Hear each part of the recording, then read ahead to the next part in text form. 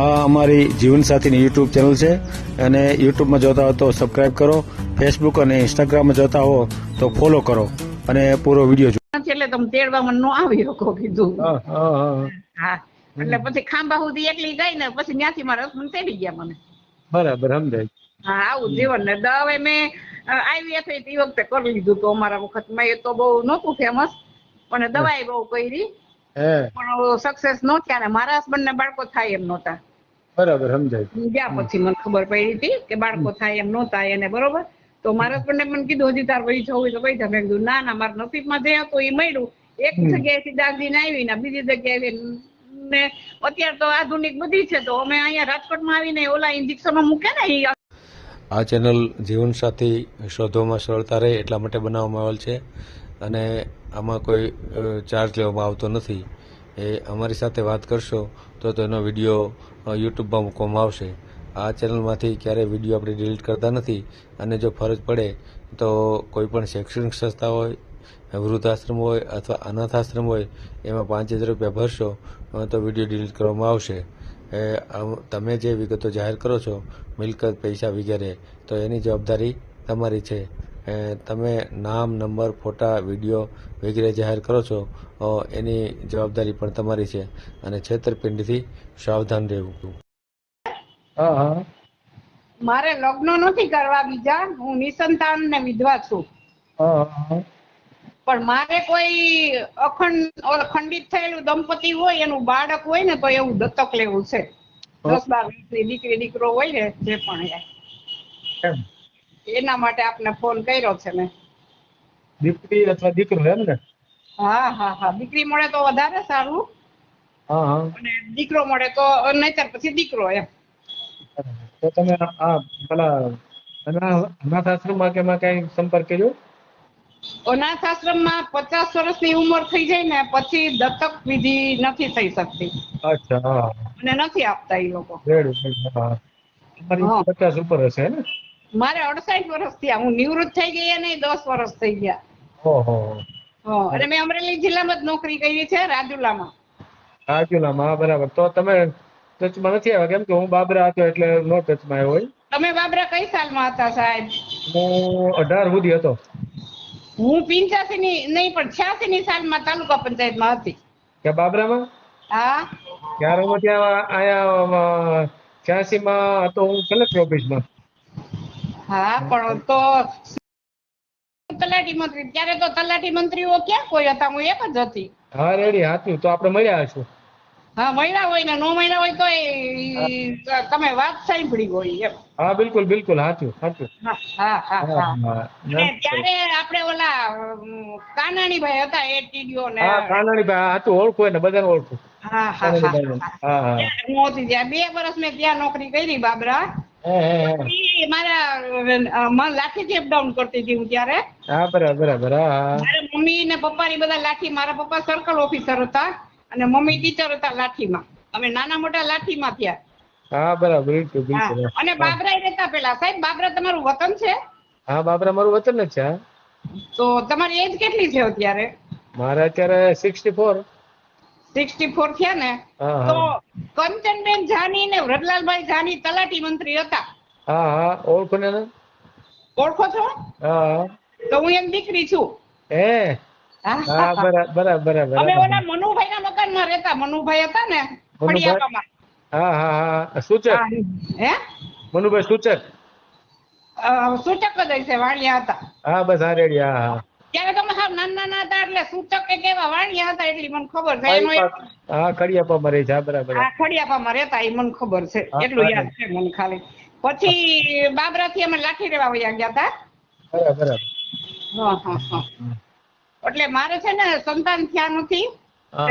મારા હસબન્ડ ગુજરી ગયા 2.5 વર્ષ થયા. જુલાઈમાં 3 વર્ષ થશે બરોબર.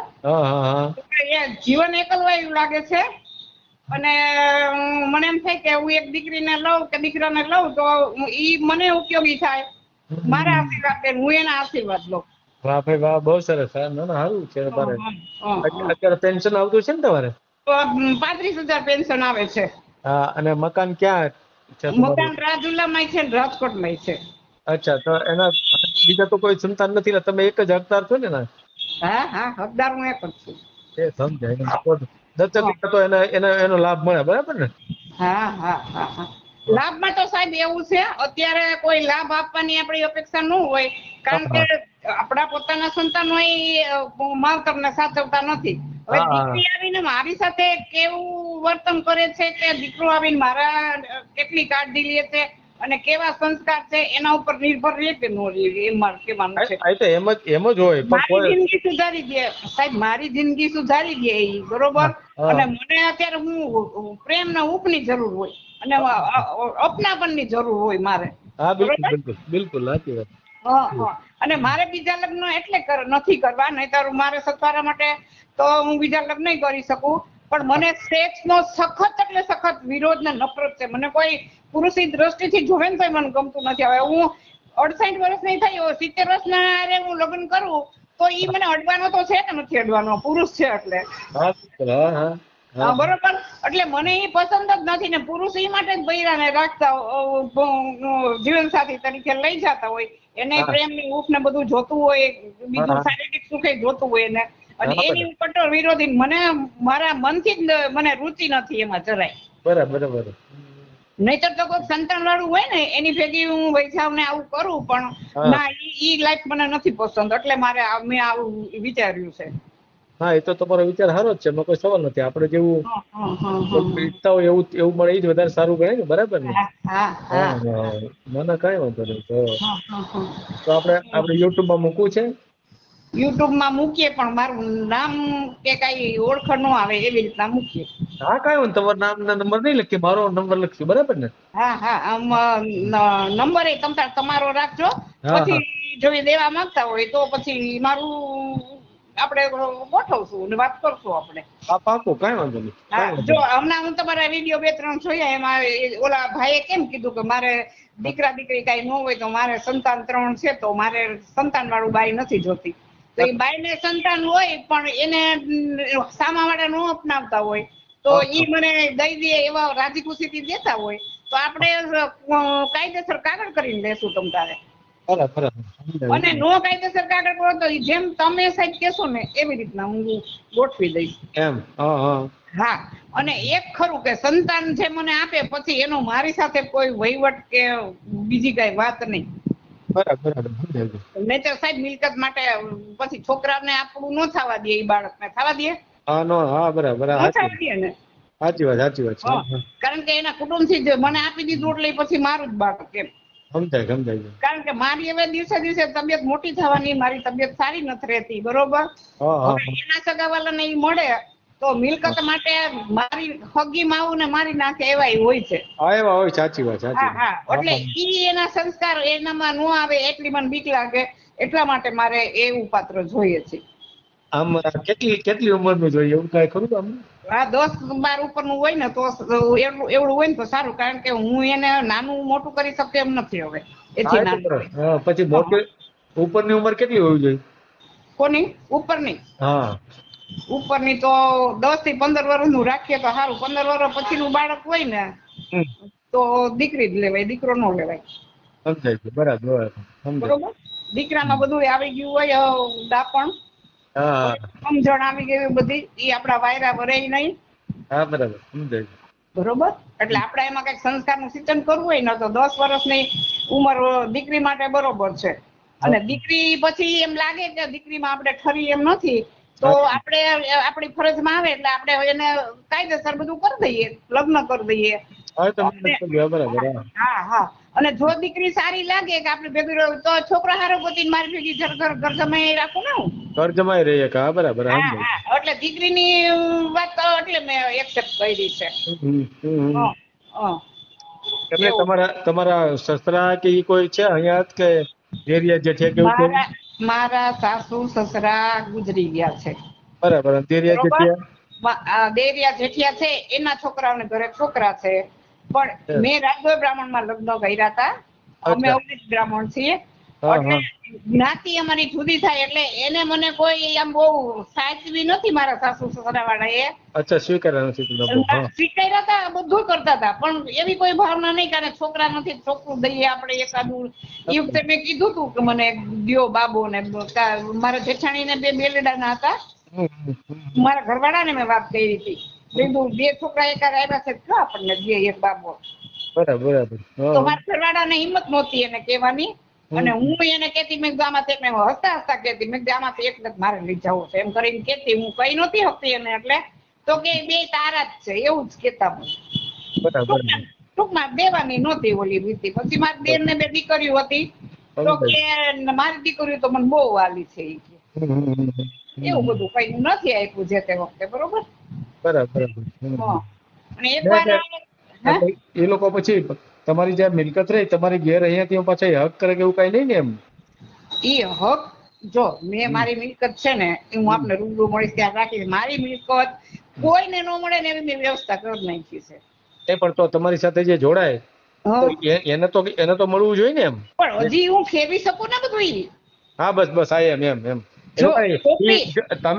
તમે કેમ તમારા આપણા સ્વાર્થ માટે આપણે કરતા હોય કે આપણે યારે કોઈ જોડાય, તો જે વ્યક્તિ જે છોકરા કે જે કઈ છોકરી જોડાય એનો પણ પોતાનો કઈક એનો લાભ મળવો જોઈએ ને? એમ મળવો જ જોઈએ ને.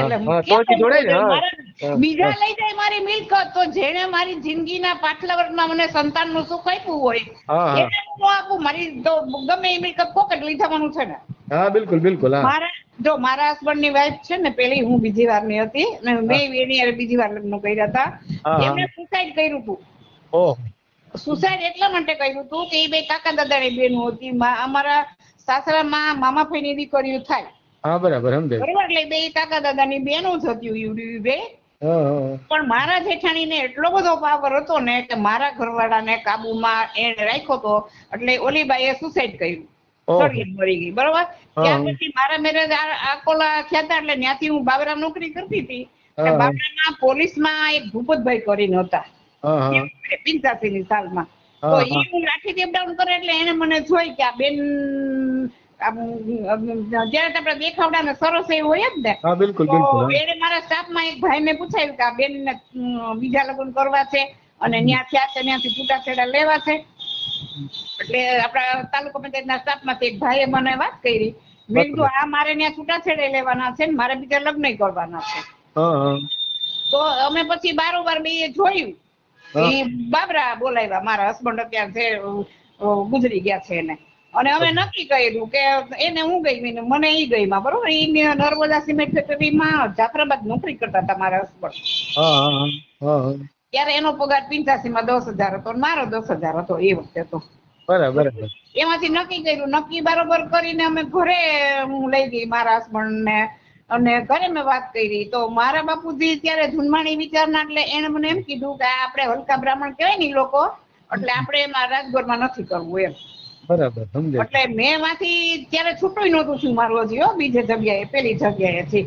તો મેં એને એમ કીધું કે મારે ત્યાં કોઈ દિવસ જવું નથી પેલી જગ્યાએ. અને આ બ્રાહ્મણ નો દીકરો તો છે ને બધા બીજી જ્ઞાતિમાં વયા જાય છે, તો ગમે એ બ્રાહ્મણ તો છે ને અને મને ગમે છે, તો મારે હવે છૂટું કરી નાખવું છે ને અહીંયા મારે ઘર માંડવું છે. બરોબર.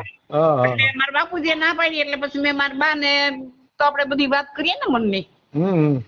એટલે પછી હું મારી ઈચ્છાથી બા ને બાપ ને કઈ જ ગઈ. ઈ મને ઘરે તેડવાનું આવ્યા એટલું જ. અમારે કઈ નહોતા પ્રેમ લગ્ન કે કઈ. અમે વ્યવસ્થિત અમારી રીતના બારોબાર જોયું બધું. અને હું પછી જાફરાબાદ વહી ગઈ હતી ને મેં ડીડીઓ સાહેબ ને અરજી આપી. એટલે મને એને કીધું કે તમે ઓર્ડર લેતા જ જાઓ, જાફરાબાદ કોઈ જવા તૈયાર ન હોય. એટલે મને કે તમે અરજી આપો એટલે તમને ઓર્ડર કરી દો. મને ઓર્ડર કરી દીધો. હું જાફરાબાદ વહી ગઈ. બરોબર. તો એ લોકો કહેતા હતા તમને તેડવા આવી. એટલે મેં કીધું પણ મારા મા બાપ ની મરજી નથી એટલે તમે તેડવા મને ન આવી શકો કીધું. હા. એટલે પછી ખાંભા સુધી એકલી ગઈ ને પછી ત્યાંથી મારા હસબન્ડ તેડી ગયા મને. બરાબર. સમજાય.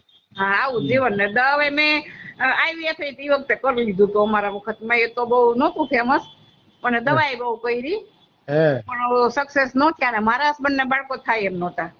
બરાબર. સમજાય. ગયા પછી મને ખબર પડી હતી કે બાળકો થાય એમ નહોતા એને. બરોબર.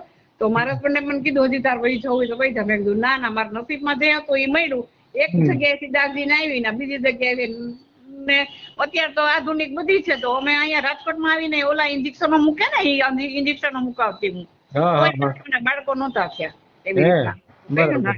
પછી મેં IVF કરાવ્યું હતું એ વખતે 2000 સાલમાં કે 2000 પછી લગભગ 2000 ને જ કરાવ્યું હતું મેં, તો એમાં કઈ સક્સેસ થઈ નહીં. એટલે મારામાં કઈક તકલીફ તો હશે જ એમ. બરાબર.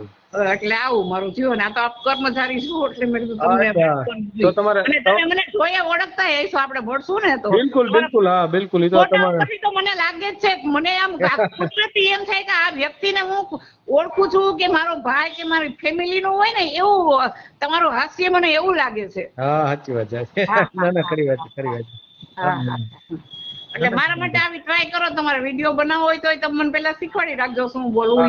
ના ના આપણે બોલ્યા ઈ જ આવી જાય, એમાં બધી વિગતો આવી જ ગઈ આપડી. તમે જે કીધું ને ઈ તો આવી ગઈ, પણ મારું નામ ને એ બધું એ આવે ને તો ઓળખી જાય ને બધા. અચ્છા, નામ તમારું કાઢી નાખો. ઈ તો હું ડિલીટ મારી દઈ નામ તમારું, બરાબર ને? મારી ઓળખાણ કઈ ન થવી જોઈએ એવી રીતના વિડીયો કરજો. તમારું નામ અંદર થી ડિલીટ થઈ જાય, બરાબર ને? અને બીજું આપણે જ્ઞાતિ બાદ ખરો કઈ કે કઈ જ્ઞાતિ માંથી હોવા જોઈએ એવું કઈ? જ્ઞાતિ એટલે સાહેબ મારે સંસ્કારી બાળક જોઈએ, કારણ કે હું મારા ખુશી માટે લઉં છું. સમજાય ગયું? એટલે કોઈ પણ સમાજ હોય, બરાબર? કારણ કે હવે આટલી ઉંમરે સંસ્કાર તો મારે જોઈ ને, કારણ કે સારા સંસ્કાર હોય તો જ મને ખુશી આપી શકે ને એમ. બીજું મારે કઈ એનું જોતું નથી. અને એના વડીલ ને કઈક જોતી હોય મદદ ની જરૂર તો હું ઈ બેન જે મને આપતા હોય બાળક, તો એમને હું રાજી કરીશ નહીં. એને એવી અપેક્ષા થાય છે કે મારી ને એની બેન FD કરી નાખું થોડી બાળકની, બરોબર? તો એ હું કરી દઈશ નાની એવી, બરોબર? કારણ કે માને 68 વર્ષ થયા છે સાહેબ. ઈ બાળક આવ્યું હોય મારી ઘરે 2 દિવસ રહે ને તોય મારામાં એનું હક ગણાય, બરોબર? કારણ કે એને આવ્યું તો ખરા ને મારા આંગણે, આવ્યા તો ખરા ને મારા આંગણે. તો હું મારી લક્ષ્મી બીજાને જાય એના કરતા મારી ભાવના તો બહુ શુદ્ધ છે. અને જીવનમાં મેં બહુ જ દુઃખ બેઠું છે. ક્યારેક હું તમારે સત્સંગ કરીશ ને ત્યારે રૂબરૂ વાત કરીશ બધી તમારી.